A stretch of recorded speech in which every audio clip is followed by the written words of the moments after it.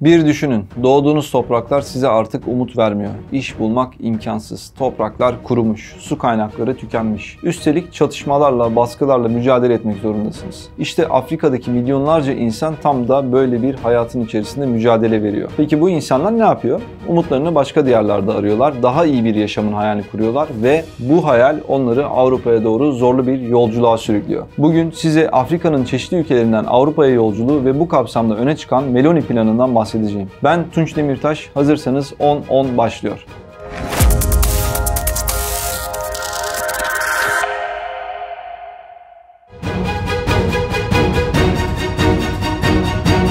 Afrika'dan Avrupa'ya göç neden bu kadar yoğun hiç düşündünüz mü? Bu durumu anlayabilmek için biraz Afrika'daki yaşam koşullarına göz atmak gerekiyor. Ekonomik sıkıntılar, siyasi istikrarsızlıklar, çatışmalar, hatta iklim değişikliği gibi birçok neden var. İnsanlar daha iyi bir yaşam umuduyla bu zorlu yolculuğa çıkıyorlar.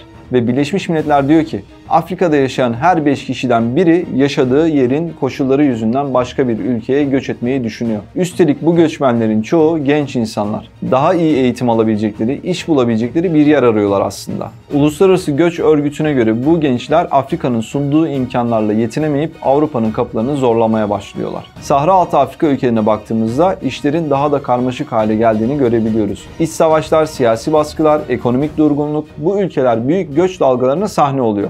Örneğin Nijerya'da yaşananlar, Boko Haram'ın yarattığı istikrarsızlık ve terör olayları milyonlarca insanı evlerinden etmiş durumda. Güney Sudan ve Somali gibi ülkelerde ise iç savaş ve çatışmalar yüzünden insanlar güvenli bir yer arayışıyla yollara düşüyorlar. İşte bu yüzden bu kadar çok Afrikalı göçmen Avrupa'ya ulaşmaya çalışıyor. Afrika'da yaşayan pek çok insanın hayatı gerçekten zor. Kişi başına düşen milli gelir Afrika'nın birçok ülkesinde oldukça yüksek. Düşünün ki Dünya Bankası'nın verilerine göre 2023 yılında Sahra altı Afrika'da ortalama gelir dünya ortalamasının yaklaşık %40 altında kalmış. Bu ne demek? Bu milyonlarca insanın yoksulluk içerisinde yaşadığı anlamına gelir. Yani insanlar ne yeterli gelir elde edebiliyor ne de hayat standartlarını yükseltebiliyorlar. Bir de gençleri düşünelim. Ekonomik İşbirliği ve Kalkınma Örgütü var, OECD. OECD diyor ki Afrika'da genç işsizliği %30'lara kadar çıkmış durumda. Peki bu ne demek oluyor bu sefer? Gençlerin çoğu iş bulamıyor ve geleceğe dair umutlarını kaybediyor. Ekonomik fırsatlar sınırlı olunca bu gençler de çareyi Avrupa'da arıyor. Libya ve Tunus gibi ülkelerdeki ekonomik krizler ise durumu daha da zorlaştırıyor diyebiliriz. İnsanlar daha iyi bir yaşam umuduyla bu ülkeler üzerinden Akdeniz'e açılıyorlar. Avrupa'ya ulaşmak için tehlikeli bir yolculuğa çıkıyorlar. Yani bu göçün arkasında çok derin ekonomik sıkıntılar var diyebiliriz.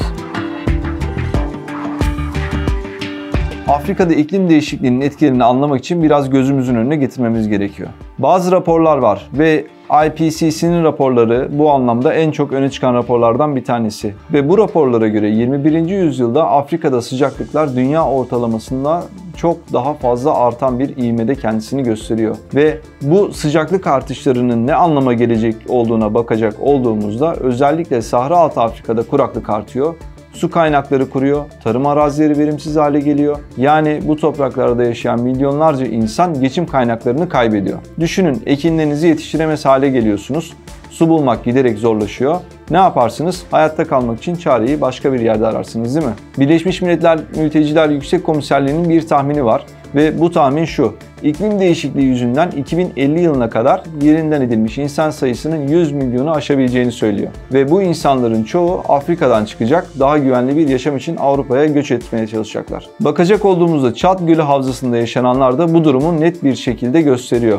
Kuraklık, su seviyelerinin düşmesi çevre ülkelerde büyük bir insani kriz yaratmış durumda zaten. İnsanlar hayatta kalabilmek için güvenli bölgelere yani Avrupa'ya doğru yola çıkmak zorunda da kalıyorlar.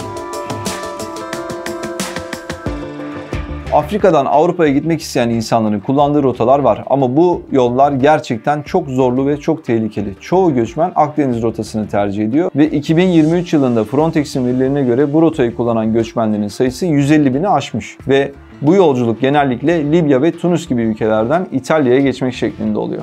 Ama bizim bildiğimiz Avrupa kıtasında yer alan İtalya karasına mı geçiyorlar bu insanlar? Hayır, tabii ki de. Akdeniz'de küçük küçük adalar var ve örneğin bu adalardan bir tanesi de Lampedusa. Lampedusa İtalya'ya ait bir ada. Peki buraya nasıl geçiyorlar? Şimdi haritamızı bir açalım, Lampedusa'yı aratalım. Tunus ile Malta'nın ortasında bulunan küçük bir ada göreceğiz. Fark ettiyseniz bu ada Tunus'a İtalya'dan daha yakın. Hatta ölçelim, Tunus'un adaya en yakın noktası yaklaşık 120 kilometre uzaklıkta. İtalya'nın ise 200 kilometreden fazla bir uzaklığı var. Tunus'tan yola çıkarak yapılan bu yolculuk hiç de kolay değil. Teknelerle yapılan bu seyahatlerde her yıl binlerce göçmen hayatını kaybediyor. Düşünsenize, insanlar umut dolu bir hayal uğruna bu tehlikeli yola çıkıyorlar ama birçoğu Avrupa'ya ulaşamadan denizde kaybolup gidiyorlar. Bir de Batı Afrika rotası var. Bu rota özellikle Senegallilerin, Gambiyalıların, Ganalıların, İspanya'nın Kanarya Adalarına ulaşmak için kullanmış olduğu bir rota. Kanarya Adaları da Fas'ın en yakın noktasına 100 kilometre gibi bir mesafede bulunuyor. Ama bu yolda hiç güvenli değil. Uzun mesafeler kat ediyorlar. Deniz koşulları son derece zorlu. Maalesef bu rotayı da kullanan birçok göçmen de hayatını kaybediyor. Doğu Afrika rotası da diğer bir rota. Bu rotaya baktığımızda Somali, Eritre ve Etiyopya'dan Avrupa'ya gitmek isteyenlerin tercih ettiği başka bir yol aslında burası. Ve bu göçmenler genellikle Sudan ve Mısır üzerinden Akdeniz'e ulaşabiliyorlar. Ama bu yolculukta da insan kaçakçıları devreye giriyor. Bu insanlar göçmenlerin güvenliğini umursamadan sadece kazanç peşinde koşan insanlar. Yani bu yolda da pek çok tehlike bulunuyor diyebiliriz. Avrupa Birliği Afrika'dan gelen göçü sınırlandırmak için yıllardır çeşitli yollar deniyorlar. Özellikle 2015'te başlattıkları Avrupa Göç Ajandası'yla bu işe ciddi bir şekilde el atmışlardı. Ve bu ajandanın içerisinde ne var dersiniz? Sınır güvenliğini artırmaktan tutun da geri kabul anlaşmaları yapmaya ve göçmenler için kamplar kurmaya kadar bir dizi önlem bulunuyor. Amaç aslında çok belli. Göçmen krizine Avrupa Birliği açısından bir çözüm bulabilmek. Peki Avrupa bu göç dalgalarının karşısında nasıl bir tutum sergiliyor dersiniz? Aslında bir yandan sınırlarını korumak için ciddi önlemler alıyorlar. Duvarlar, tel örgüler, sahil güvenlik devriyeleri, ama bir yandan da gelen göçmenleri entegre etmeye de çalıştıkları bazen görülebiliyor. Avrupa Birliği ülkeleri bu göçmenlerin topluma uyum sağlaması için çeşitli politikalar geliştiriyor. Ve bu iş her zaman da kolay olmuyor.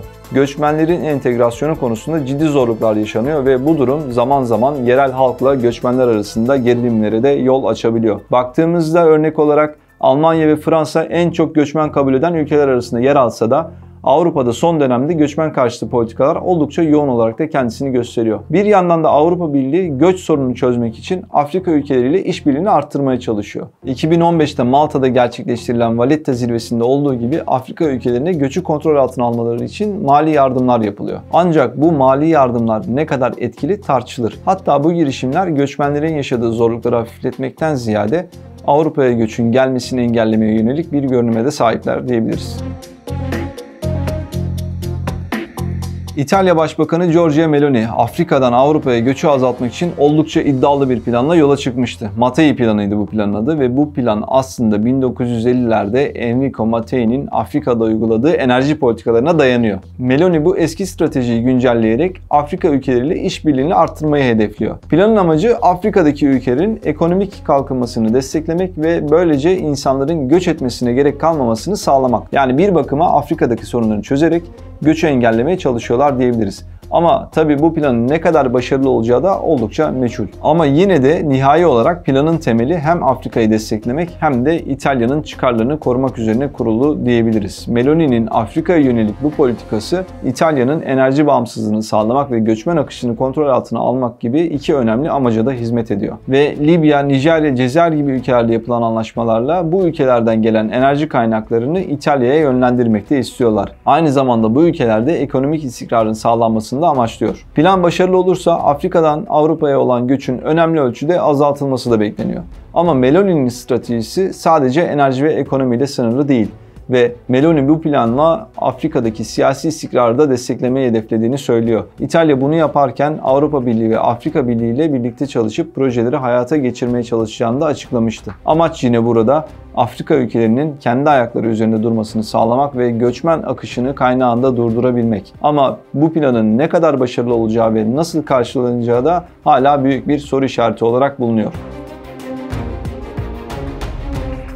Afrika'daki siyasi istikrarsızlık göçün en büyük sebeplerinden biri. Sudan, Somali ve Mali gibi ülkelerde yaşanan güvenlik sorunları, iç çatışmalar, darbeler ve hükümet değişiklikleri milyonlarca insanı evlerini terk etmeye zorluyor. Mesela Sudan'da 2023 yılında yaşanan çatışmalar nedeniyle 2 milyon insan yerinden edilmiş durumda. İnsan Hakları İzleme Örgütü'nün raporlarına göre bu insanların büyük bir kısmı komşu ülkelere kaçmak zorunda kalmış ya da Avrupa'ya sığınma talebinde bulunmuş. Somali'de de durum pek farklı değil. El-Şebab terör örgütünün oluşturduğu istikrarsızlık, ülkenin doğu kıyılarından Yemen ve Körfez ülkelerine, oradan da Avrupa'ya göçmen akışını arttırıyor. Ya da Mali'ye bakıldığında İslami Maghrib El-Kaidesi gibi terör örgütleri ülkenin kuzey bölgelerinde yaşayan halkı yerinden ediyor.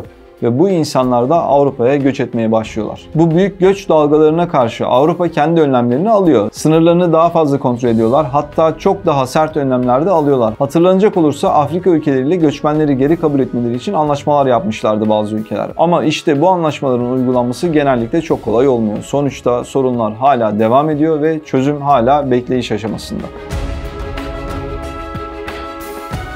Afrika'dan göçü azaltmak için pek çok çözüm önerisi var. Bir kere Birleşmiş Milletler Kalkınma Programı Afrika'daki ekonomik kalkınmayı desteklemek için büyük projeler yürütüyor. Altyapı yatırımları, eğitim programları, yerel işletmelerin desteklenmesi gibi geniş bir yelpazede çok fazla proje var. Amaç insanların kendi ülkelerinde kalıp hayatlarını sürdürebilecekleri bir ortam oluşturabilmek. Avrupa Birliği bu konuda Afrika ülkelerine mali yardım yaparak göçü kaynağında durdurmayı hedefleyen projeleri ortaya koyuyor. Ama burada eğitim konusu işin belki de en önemli kısmı. Sahra-Altı Afrika'da yetişkin kişilerde okuryazarlık oranı hala dünya ortalamasının altında. Nitekim Sahra-Altı'nda bu oran %67.7 iken dünya genelinde bu oran %86.8. UNESCO'nun verilerine göre eğitim fırsatlarının artırılması göçü azaltmanın en etkili yollarından bir tanesi. Gençler eğitim aldıkça kendi ülkelerinde kalmak için çok daha fazla neden buluyorlar. Ve eğitim onlara iş fırsatları sunuyor, gelecek için umutlar da vaat ediyor. Bir de çatışma bölgelerinde barış süreçlerinin teşvik edilmesi durumu var. Afrika Birliği ve Birleşmiş Milletler barış operasyonları ve arabuluculuk girişimleriyle çatışmaların önlenmesi ve çözülmesi için de aslında çalışıyor diyebiliriz. Ama barışı sağlamak oldukça büyük zaman alabiliyor. Bu süreçler uzun vadede etkili sonuçlar verebilecek olsa da büyük bir sabır gerektiriyor. Afrika'dan Avrupa'ya geçişin ne kadar zor olduğunu düşünebiliyor musunuz? Özellikle Fas'ta İspanya'ya ait olan Ceuta ve Melilla isimli iki küçük şehir bulunuyor. Ve bu şehirler Afrika'dan Avrupa'ya ulaşmak isteyen göçmenler için bir kapı gibi. Ama işte tam burada oldukça dikkat çekici bir engelle karşılaşıyorlar. Duvarlar. Bu duvarlar gerçekten etkileyici boyutlarda. Yaklaşık 6 ile 10 metre yüksekliğinde, dikenli tellerle kaplı, gözlem kuleleri ve elektronik izleme sistemleri donatılmış duvarlardan bahsediyorum. Fas hükümeti bu duvarları inşa etmiş, İspanya'da bu güvenliği sıkılaştırmış. Amaç çok açık, göçmenlerin Avrupa'ya geçişini engellemek. Her yıl binlerce göçmen bu duvarları aşmaya çalışıyor. Ve bu denemeler oldukça tehlikeli ve ne yazık ki bazıları için ölümcül olabiliyor. Göçmenler daha iyi bir hayat umuduyla bu duvarları tırmanıyor, telleri aşmaya çalışıyor ama çoğu zaman güvenlik güçleri tarafından yakalanıyorlar. Yakalanan göçmenler tekrar Fas'a geri gönderiliyor. Mattei planı Afrika'dan Avrupa'ya göçü azaltmada belki etkili bir strateji olabilir. Bu planın ana fikri Afrika ülkelerinde ekonomik kalkınmayı desteklemek ve böylece insanların kendi ülkelerinde kalmalarını sağlamak. Yani insanlar yaşadıkları topraklarda geçinebilecekleri bir yaşam bulurlarsa başka yerlere gitmek zorunda kalmayacaklar. Ama bu planın başarılı olup olmayacağı büyük ölçüde Afrika'daki yerel yönetimlerin bu plana ne kadar destek vereceğine de bağlı. Açıkçası kısa veya orta vadede bu planın başarıya ulaşması bence çok zor. Bunun önünde geçmişte sömürgecilik mirasının da etkisiyle büyük zorluklar bulunuyor. Yani mesele aslında biraz karmaşık. Geçmişte Avrupa ülkelerinin zaten Afrika ülkelerini sömürgeleştirmeleri, insanları kötü durumlara maruz bırakmaları, kaynaklarını yağmalamaları gibi birçok olumsuz durum nedeniyle hafızalarda kötü hatıralar hala bulunuyor. Hatta bazı Afrika ülkeleri bu planı Avrupalıların yeni bir dış müdahale girişimi olarak da görebiliyor. Buna bir de kıtada sömürgeciliğin mirası olarak uzun süredir devam eden siyasi istikrarsızlık ve yolsuzluk gibi süreçler bu tür planların uygulanmasını gerçekten de zorlaştırabilir. Bir de unutmadan Avrupa'da artan göçmen karşıtı duygular bu tür planların uygulanmasını daha da zorlaştırabiliyor. Afrika'dan Avrupa'ya geçişin ne kadar zor olduğunu düşünebiliyor musunuz? Özellikle Fas'ta İspanya'ya ait olan Ceuta ve Melilla isimli iki küçük şehir bulunuyor. Ve bu şehirler Afrika'dan Avrupa'ya ulaşmak isteyen göçmenler için bir kapı gibi. Ama işte tam burada oldukça dikkat çekici bir engelle karşılaşıyorlar. Duvarlar.